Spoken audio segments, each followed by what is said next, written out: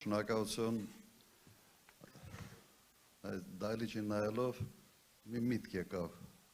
իմ մոտ սովորաբար օրինակ կան բառեր, որոնք արտահայտելիս ինչ որ բան ես պատկերացնում, չէ, հետո կապում ես այդ բառի հետ։ Օրինակ իմ համար որ ասում ես սար, առաջերտին Արարատ, չէ, որ ասում ես լիճ, յուրաքանչյուր հայի համար երևի առաջի Since պատկերը գալիս է Սևանը։ Հիմա այդ արկելը։ Ձեր ցավոտան։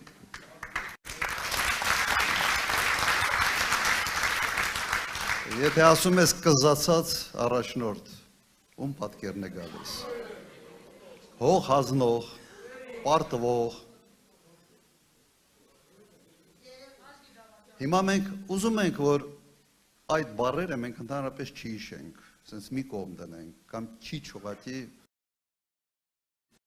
գործենք։ Եթե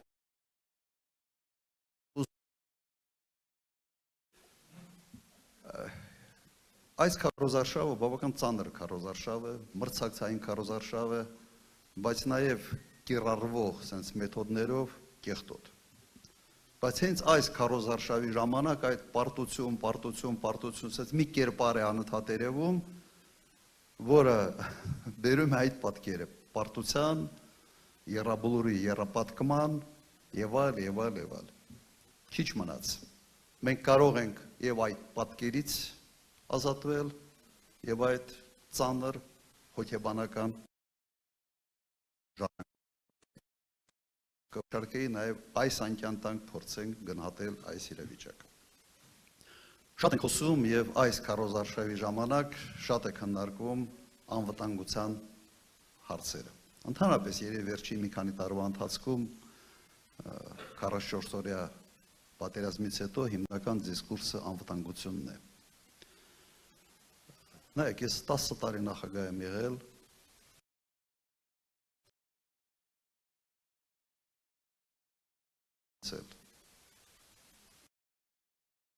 Ոչ մենք ինձ հարցեր չէր տալիս։ Մի բան ակնհայտ է, եթե կա անվտանգ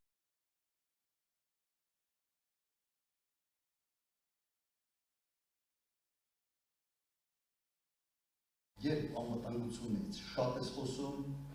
ուրեմն քո բնազդը քեզ ուշում է, որ անվտանգ չի երկիրը, անվտանգ չի քո գյուղը, քո քաղաքը, քո ընտանիքը։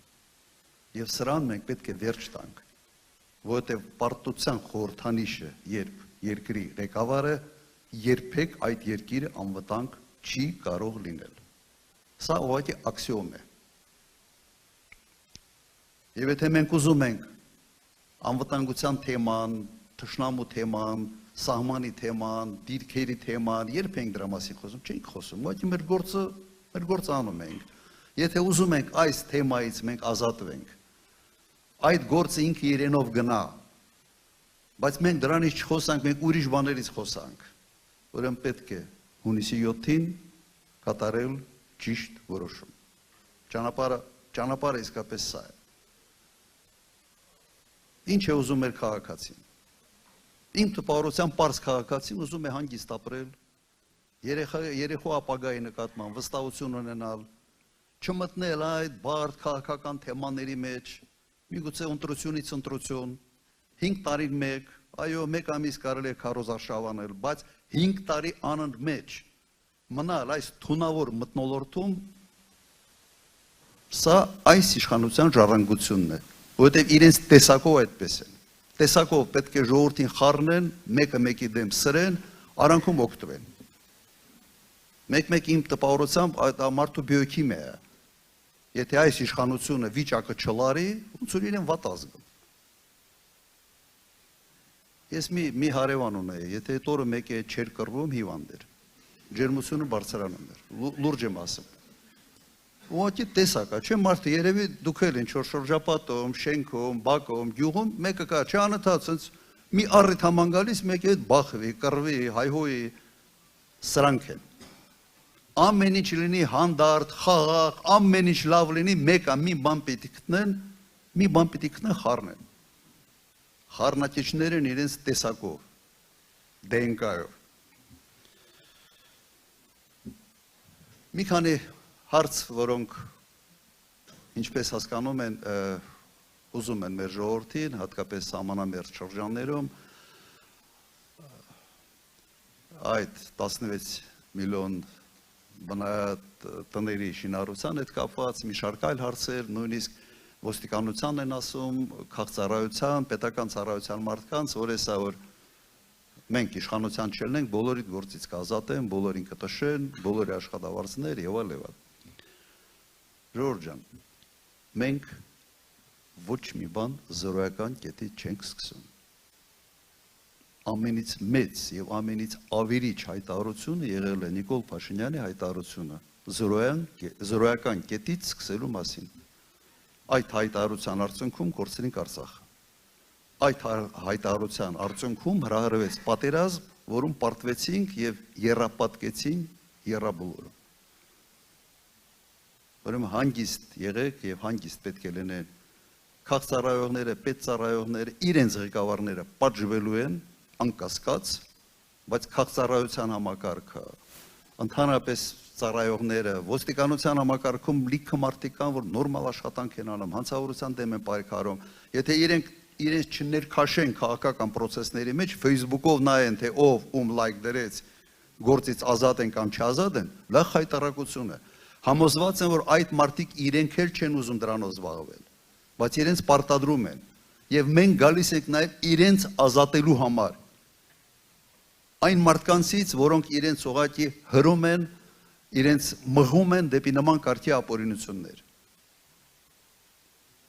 Ուրեմն եւս մեկ անգամ մենք զորայական կետից սկսող չենք։ Ես փոխարինեցի Տեր Պետրոսյանին, մեր այսպես ասենք այդ ընտրությունները եղել են արտահերթ ընտրություններ, մենք կոնֆլիկտ ենք ունեցել, բայց ընտրվելուց հետո չեմ ասել, որ զրոյական կետից ենք սկսում։ Եթե լավ բան կա արած, լավը շարունակի։ Վատ բան կա արած, վատը ստոպ տուր, հետ պտտացրու, բայց առաջ շարժվի։ Սա է արդյունավետ կառավարման մոդելը։ Եթե մարդ գալիս է ասում է, սա պիտի քանդիմ ավերեմ, հետո սկսեմ կառուցել, ուղղակի հիմարություն է եւ ամենից մեծ վտանգն է, ամենից մեծ սպառնալիքն է դա Հայաստանի համար։ Եվս մեկ հետաքրքիր բան եմ նկատել, ուզում եմ ուղղակի կիսվել ձեր հետ, այս իշխանությունը ծրագրերից չի խոսում։ Հիմնականում լաչառություն, սրանք կմբռնեն, նրանք կմբռնենք, իմ մոտ տպավորություն էր մի պահ անկեղծ, նույնիսկ մի հարցազրույցի ժամանակ ասացի, տպավորություն էր, թե այս կարող է դատախազի ընտրությունը ոչ թե վարչապետի, ես ոնց որ դատախազ դառնալու հավես չունեմ, էլ իմը չի։ Հետո նայեցինք, չէ, ոնց որ չէ, կառավարության խորհրդարանական ընտրություններ են։ Բայց սրանով թունավորվում է ներքաղաքական կյանք։ Եվ նկատեցի մի բան, որ եթե մինտեղ մի բան կառուցել են, ոնց որ անդադ 30-ով են տալիս։ Ոնց որ իր տնից փողը բերել է, ասֆալտը փռել է։ Լիքը բան են կառուցել, իմ ժամանակ շինարարության ծավալները շատ մեծ էին, ու կենտրոնացված չէին Երևանում, Հայաստանում մեկ էին կառուցում, բայց երբեք մուննաթով կամ երես տալով ժողովրդի հետ չենք խոսացել։ Վերջը դա քո գործն է, ես մտածում եմ, որ դա իմ աշխատանքն է, իմ աշխատանքի արդյունքում ես վերջապես պիտի գամ եւ հաշվետու լինեն։ Երբ որ անընդհատ ժողովրդին 30-ով են տալիս իրենց ժամանակ արածը, սա ես մի անգամ մի բան եմ ասել, այդ երևի կրկնեմ, միգուցե միջև ստեղ չի ասել, երբ որ չգիտեմ գյուղում կա բանկոմատ թե չէ, որ սենց կա, քարտով դնում ես, օրինակ մի 50,000 դրամ փողը հանում ես։ Քո փողն է, քո հաշվից։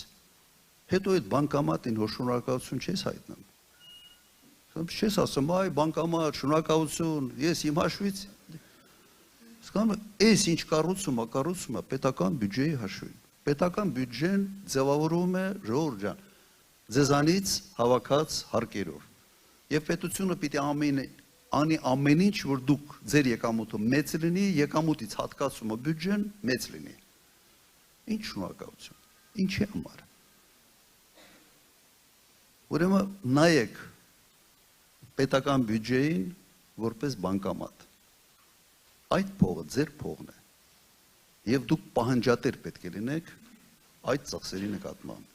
Այլ ոչ թե հալա նստեք, սենց ծնգաչոք կամ չգիտեմ ոնց, հալա շնորհակալություն էլ հայտնեք, հալագանը մի բանը ձեր երեսով տակ։ Սա ուղղակի պրինցիպիալ սկզբունքային հարց է։ Եվ ևս մեկ հարց ինձ այստեղ գալուց ուղղակի ասում են, որ մեծ մտահոգություն կա գյուղարտադրանքի իրացման հետ։ Նայեք, սրանք արկածախնդիր են։ 18-20 թվականին արեցին ամեն ինչ, որ հրահարեն պատերազմ եւ պարտվեցին այդ պատերազմին։ Հիմա անում են ամեն ինչ, որ մենք մեր գյուղատնտեսությունը ունենա լրջագույն խնդիրներ։ Անում են ամեն ինչ։ Երկրի տնտեսական քաղաքականությունը եւ արտաքին քաղաքականությունը չի կարող sense տարբեր ուղղություններով գնալ։ Հայտնելու է շպագատի մեջ, իսկ շպագատը մի քիչ վտանգավոր է, հատկապես եթե այդ վարժված չես, այսպես ասենք, շպագատ անելու, հա, այդ սվյազկաների բանը լավ չի, լավ չի կարող վտանգավոր բան կատարվի։ Հիմա այս վիճակում է երկիրը։ Երեք փորձեցին մի բան էր, sense հրճվանքով Ռուսաստանի նախագահան զանգեց, ծնունդը շնորհավորեց։ Վերջ ամեն բոլոր հարցերը լուծված են, ուրեմն գյուղարտադրանքը կսկսի Հայաստանից հոսել դեպի Ռուսաստան եւ այլ։ Ուղիղ 3 ժամ հետո ամբողջ մրգերի վրա սահմանափակում մտցվեց այսօրվանից։ Սրանք չեն էլ հասկացել, որ քաղաքավարության զանգը ծննդյան օրվա հետ կապ չունի երկրի աշխարհաքաղաքական քաղաքականության հետ։ Այդ ձեր տունը շինի 8 տարի իշխանության եք, մինչև այսօր դա չեք հասկացել։ Ձեր տգիտության աստիճանը այդ ուր է հասել։ Շատ ինձ թվում է թե շատ պարզ բաներ եմ ասում, բայց այդ պարզ բաները նույնիսկ չեն հասկանում։ Կամ ձեզ փորձում են մանիպուլացնել, մոլորացնել, հերթական անգամ խաբել։ Ենթադրում եմ, որ եւ առաջինն է եւ երկուսը այս երկու հանգամանք տգիտության եւ ասես չափի շատ խորամանկության, որ իրենց հանդիպում են, այդ բանը, այդ խառնութի անունը բան Նիկոլ Փաշինյանն է։ Իրար հանդիպում են, դառնում է Նիկոլ Փաշինյան։ Հիմա այս վիճակից դուրս գալու ճանապարհը մեկն է։ Մեր գյուղացիները պետք է մտածեն։ Եթե մնան սրանք, մոռացեք Ռուսաստանի Դաշնության շուկան,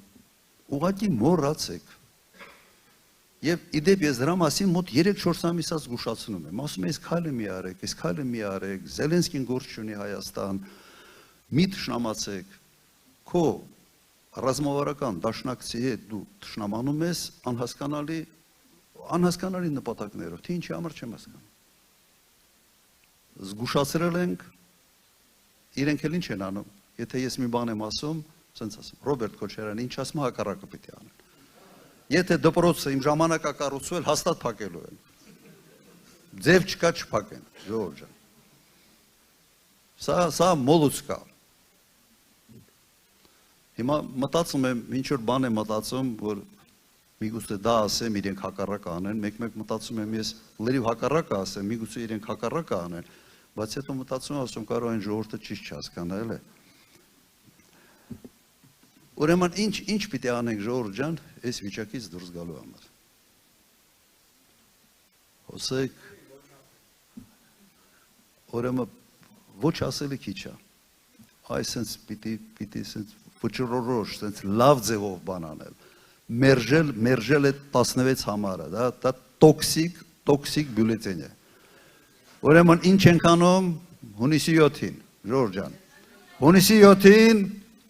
համար 17 եւ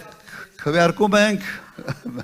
ճիշտ է, մերժում ենք 16-ին եւ քվեարկում ենք Հայաստանի համար։ Ժորժ ջան, մեր թիմը իսկապես կառուցողական թիմ է։ Մենք քանդող չենք։ Ես կյանքում քանդող չեմ եղել։ Մենք կառուցող ենք։ Եվ մենք թիմային ենք։ Չգիտեմ նկատել եք թե ոչ, բայց մեր քարոզարշավը թիմային քարոզարշավ է եւ մենք փորձում ենք ցույց տալ մեր թիմի բոլոր անդամներին իրենց կարողությունները, իրենց շնորհքը եւ այս թիմով մենք տեր ենք կանգնելու մեր բոլոր խոստումների։ Ուրեմն շնորհակալություն ձեզ, որ եկել ենք, բայց մի հատ պիտի լավ սենց ասենք էլի։ Հունիսի 7 համար 17, հունիսի 7 համար 17, շնորհակալություն, շնորհակալություն։